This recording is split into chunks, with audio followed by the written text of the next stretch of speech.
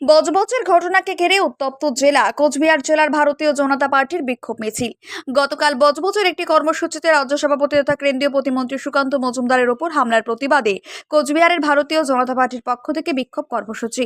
উল্লেখ্য, গতকাল বজবজে সুকান্ত মজুমদার কনভয়ে পৌঁছতে তৃণমূলের সমর্থকরা বিভিন্ন স্লোগান দিতে শুরু করে। এই নিয়ে শুরু হয় উত্তেজনা এবং সেই ঘটনার ভিত্তিতে শুক্রবার কোচবিহারে ভারতীয় জনতা পার্টির পক্ষ থেকে কোচবিহার শহর প্রদর্শন করেন। এই মিছিল থেকে সুশীল বর্মন কি জানালেন শুনুন একবার।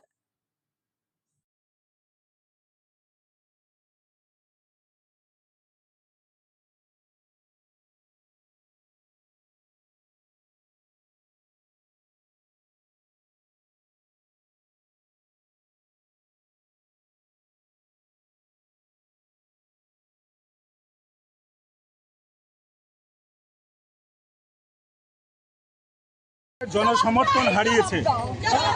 বাংলার মানুষ তৃণমূল কংগ্রেস নেত্রীকে চোর মনে করছে, দুর্নীতিতে জর্জরিত।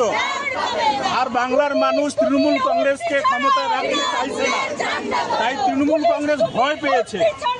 ভয় পেয়ে বিজেপি নেতাদের উপরে আক্রমণাত্মক ভূমিকা পালন করতেছে। অন্যায়ভাবে, অনৈতিকভাবে, অগণতান্ত্রিকভাবে বিজেপির আন্দোলন কর্মসূচিকে আটকাইতে চাইছে। এই জায়গায় থেকে ভারতীয় জনতা পার্টিকে প্রবলভাবে তৃণমূল কংগ্রেস ভয় পেয়েছে, আর এই ভয়ের জন্য এভাবে তারা ব্যবহার শুরু করেছে।